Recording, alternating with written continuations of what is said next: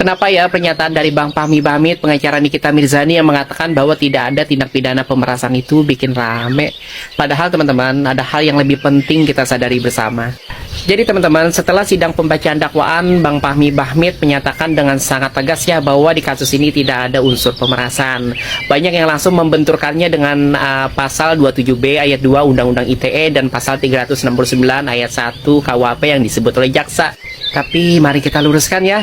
Sebelumnya kan Nikita Mirzani disangkakan dengan pasal 368 KUHP, yaitu pemerasan dengan kekerasan. Itu eksplisit ya, dan secara psikologis serta dampak sosial sangat berat ya. Sekarang pasal yang didakwakan adalah pasal 27B ayat 2 Undang-Undang ITE, kemudian pasal 369 ayat 1 KUHP serta pasal 3 Undang-Undang TPPU. Nah, pasal 369 ayat 1 KUHP itu berbeda teman-teman dengan pasal 368. Ini tidak mengandung unsur kekerasan fisik ya, justru lebih ke arah pemanfaatan tekanan psikis atau pencemaran nama baik untuk mendapatkan keuntungan. Apakah esensinya mirip? Ya mungkin mirip teman-teman, tapi framingnya berbeda. Kalau saja sejak awal pasal yang digunakan adalah pasal yang sekarang ya, yaitu pasal 369 ayat 1 KUHP, bukan pasal 368. Mungkin sanksi sosial yang diterima oleh Nikita Mirzani tidak akan sebesar seperti sekarang. Jadi pada saat Bang Fahmi menyatakan bahwa tidak ada pidana pemerasan di kasus ini menurut saya ya bukan soal membantah hukum, tapi melihat secara substansi dan dampak sosial dari pasal yang dulu disangkakan dan yang sekarang didakwakan. Nah, inilah pentingnya agar kita publik berhati-hati dalam menyimpulkan ya, karena dalam hukum teman-teman, satu pasal bisa membawa persepsi yang sangat berbeda di masyarakat. Mari kita kawal proses hukumnya, jangan hanya terjebak pada label di awal yang mungkin tidak lagi relevan di tengah perjalanan. Salam dari netizen es cendol, bening, adem, tapi tetap nyambung ke logika hukum. Hasil persidangan tadi Bang, Niki bilang ada kejanggalan Bang, seperti apa Bang? Kejanggalan menurut Niki, semua yang diuraikan itu adalah sebuah perbuatan orang lain, tapi kenapa ada di dalam dakwaan dia?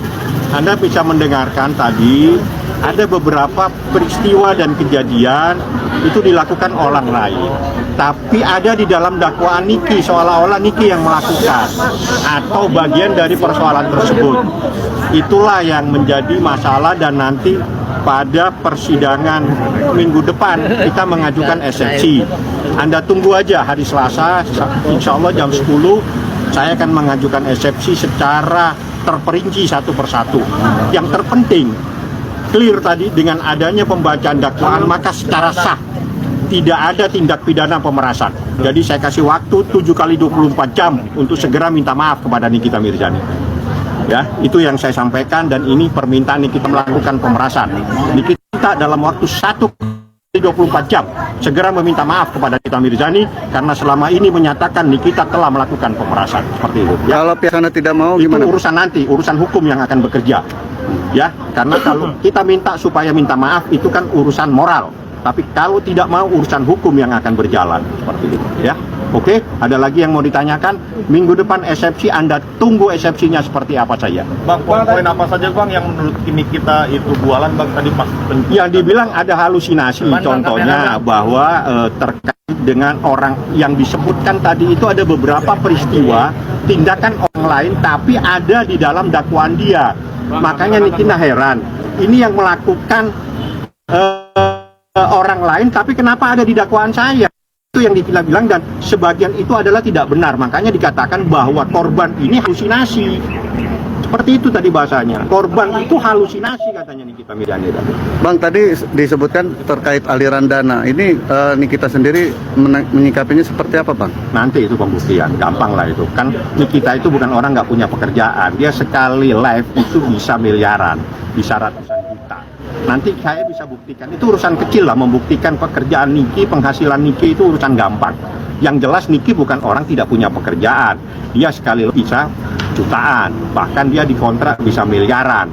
Itu kecil lah, uang 4 miliar itu kecil daripada kontrak dia yang hampir 15 miliar dan sebagainya. Bang Fahmi tadi disebutkan ada yang dihapus Bang saat pembacaan dakwaan. Ya, percakapan menurut Niki dihapus, tapi yang terpenting bukan itu, adanya pergantian pasal. Pasal yang selama ini disangkakan, pasal yang dilaporkan adalah pasal pemerasan 368. sampai Nikita ditahan, semuanya pasal adalah 368 tentang pemerasan. Tapi begitu masuk dalam surat dakwaan, makanya saya katakan saya ingin mendengar. Karena begitu saya mendengar dan itu dinyatakan sah disampaikan di dalam persidangan, maka surat dakwaan itu sah. Dalam surat dakwaan yang kedua itu adalah tindak pidana pencemaran nama baik. Tindak pidana pemerasannya sudah tidak ada, dihapus oleh jaksa penuntut umum. Oleh karena itu selama ini laporannya adalah tindak pidana pemerasan, proses hukumnya terkait dengan tindak pidana pemerasan, berita yang berkembang terkait dengan tindak pidana pemerasan, ini kita minta 1 kali 7 jam, 7 kali 24 jam, mohon maaf, segera minta maaf.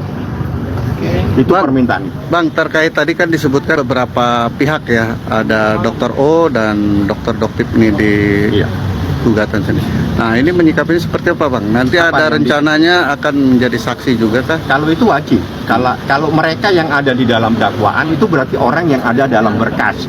Pasti hadir untuk persidangan. Pasti untuk persidangan. Yang merokok silakan ke pabriknya langsung aja biar lebih banyak rokok.